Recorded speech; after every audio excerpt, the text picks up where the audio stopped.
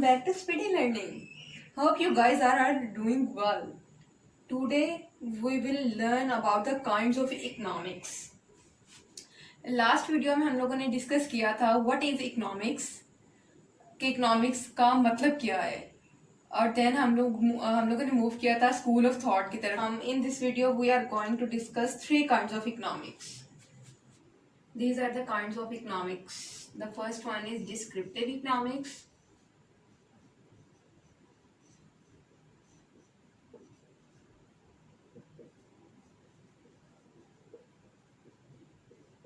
And the second one is theoretical economics. Theoretical economics को further 2 parts में divide किया गया है, एक positive economics and the second one is normative economics. And the third kind of economics is applied economics. The first kind of economics we are going to explain. Descriptive economics, which deals agriculture, industries and their effects in terms of quantity. Here the word quantity is most important. In this economics we talk about all the economic sectors that are based on facts and figure.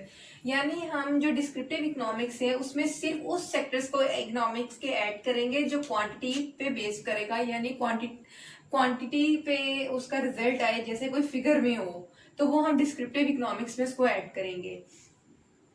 Here we take the agriculture sector as an example, which will make it even more clear. If we want to consider the cause and effect shortage of sugar in Pakistan, in this we can also include these economics variable like unemployment, employment, consumption and inflation. क्योंकि जो इन सब के जो result आते हैं जब हम analyse करते हैं, इसको रिग्रेशन रन कर देते हैं जैसा कि, तो जो इसके आंसर आएंगे वो फैक्ट्स और फिगर पर बेस करेंगे, इसलिए हम लोगों ने इनको डिस्क्रिप्टिव इकोनॉमिक्स में ऐड किया है. These are the variables that I am talking about. All these variables are based on facts and figure. That's why we can say they are included in descriptive economics.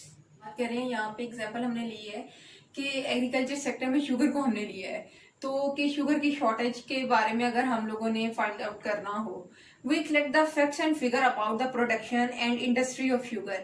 वही यानी ये quantity पे ही base कर रहा है, क्योंकि यहाँ पे हम सिर्फ उसकी प्रोडक्शन की फिगर को और इंडस्ट्री ऑफ शुगर को ही देखेंगे कि किस तरह वो वर्क कर रही है, क्यों शॉर्टेज हुई है, किस वजह से हुई है, किन चीजों की वजह से हुई है. तो ये जब उसका एनालाइज करके जो रिजल्ट आएगा वो यानी फिगर पे बेस होगा, इसलिए हम उसको डिस्क्रिप्टिव इकोनॉमिक्स में ऐड करेंगे. This is also the kind of economics, second kind of economics. In this we arrange data, make statistical analysis and find the result. In other words, make law and theory. जैसा कि मैंने last जो हम लोगों ने explain की थी kind of economics, उसमें मैंने एक्सप्लेन किए थे कुछ वेरिएबल्स जिसमें अनएम्प्लॉयमेंट, कंजम्पशन, इन्फ्लेशन, एम्प्लॉयमेंट, वो वेरिएबल्स थे जिनका मैंने कहा था स्टैटिस्टिकल एनालिसिस हम करते हैं. वो थ्योरेटिकल इकोनॉमिक्स में वो स्टैटिस्टिकल एनालिसिस किए जाते हैं कि अगर हमारे पास डाटा रॉ फॉर्म में, if the data available in raw form में जब डाटा होगा हम उसको अरेंज करेंगे, अरेंज करके हम उस पर स्टैटिस्टिकल एनालिसिस लगाएंगे, तो वो जो प्रोसेस सारा है वो हम उसको थ्योरेटिकल इकोनॉमिक्स में इंक्लूड करते हैं और फाइंड करते हैं उनके रिजल्ट, जो कि हमने डिस्क्रिप्टिव इकोनॉमिक्स में कहा था कि वो जो रिजल्ट होंगे वो फैक्ट एंड फिगर पे बेस करते होंगे. वो ही स्टैटिस्टिकल एनालिसिस जब हम करते हैं तो उनके जो रिजल्ट फाइंड आउट होते हैं तो वो डिस्क्रिप्टिव इकोनॉमिक्स में उसकी पहले हम लोगों ने बात की थी. These are 2 types of theoretical economics, positive economics and the second one is normative economics. In positive economics, we study the current situation of the economy. On the other hand, in normative economics, we study what should be in the economy. कि positive economics में हम ये देखते हैं कि economy की current situation क्या है, और नॉर्मेटिव इकोनॉमिक्स में हम वो देखते हैं कि इन फ्यूचर इकोनॉमी में क्या चेंजेस आनी चाहिए. In normative economics, suppose that the distribution of wealth in a country is unequal. कि डिस्ट्रीब्यूशन ऑफ वेल्थ जो है वो कंट्री में अनइक्वल है, जिसकी वजह से different economies different perception government को देते हैं कि उन्हें क्या करना चाहिए कि अनइक्वल से इक्वल की तरफ मूव करना शुरू कर दे. तो first economist suppose will advise government to lay heavy taxes on the rich in order to make the distribution of wealth equal. इस तरह से जिस तरह ये डिफरेंट इकोनॉमिस्ट या फर्स्ट इकोनॉमिस्ट ने एडवाइस किया, देन सेकंड करेंगे, देन थर्ड की तरफ वो गवर्नमेंट को करेंगे, तो फिर गवर्नमेंट को जिसकी परसेप्शन ज्यादा बेहतर लगेगी गवर्नमेंट उस तरफ मूव करना शुरू करेगी. This is also the kind of economics. Third kind of economics, applied economics, which explains strategy and tricks regarding the practical dealing of economic problem. यहाँ पे मैंने important words को underline किया है, which explains strategy and tricks, जो कि strategy and tricks को explain करती है regarding the practical dealing, कि प्रैक्टिकली हम इकोनॉमिक प्रॉब्लम को कैसे सॉल्व करते हैं, कि जो ट्रिक्स और स्ट्रेटेजी अडॉप्ट की जाती हैं उनको अप्लाइड इकोनॉमिक्स में एक्सप्लेन किया जाता है.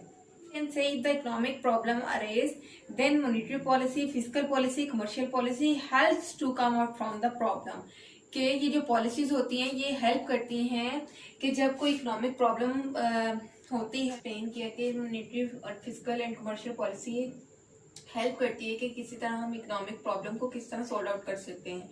तो जो मॉनेटरी पॉलिसी होती है वो सेंट्रल बैंक की पॉलिसी होती है जो कि मनी सप्लाई को कंट्रोल करती है. On the other hand the physical policy is a government policy. कि जो फिजिकल पॉलिसी होती है वो गवर्नमेंट की तरफ से पॉलिसीज होती हैं, और जो मॉनेटरी पॉलिसी है वो सेंट्रल बैंक की पॉलिसी होती है. मॉनेटरी पॉलिसी मनी सप्लाई को कंट्रोल करने के लिए बनाई जाती है. ऑन द अदर हैंड जो फिजिकल पॉलिसी होती है वो गवर्नमेंट पॉलिसी होती है जो कि टू कंट्रोल द इकोनॉमी को कंट्रोल करने के लिए बनाई जाती है. और इसी तरह हर चीज के कुछ ना कुछ ऑब्जेक्टिव होते हैं.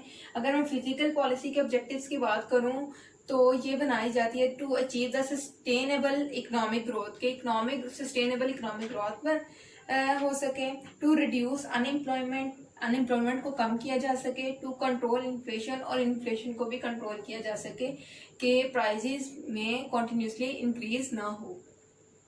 On the other hand monetary policy के जैसे ऑब्जेक्टिव की बात करें तो मॉनेटरी पॉलिसी के ऑब्जेक्टिव में price stability, to control interest rate and inflation rate, के प्राइस स्टेबिलिटी लाने के लिए मॉनेटरी पॉलिसी को अडॉप्ट किया जाता है, टू कंट्रोल इंटरेस्ट रेट, और इंटरेस्ट रेट को कंट्रोल करने के लिए मॉनेटरी पॉलिसी को अडॉप्ट किया जाता है. तो guys please like and share this video. If you have any queries or feedback for me just drop leave below in the comment and do subscribe the channel. I will be back soon with new lesson.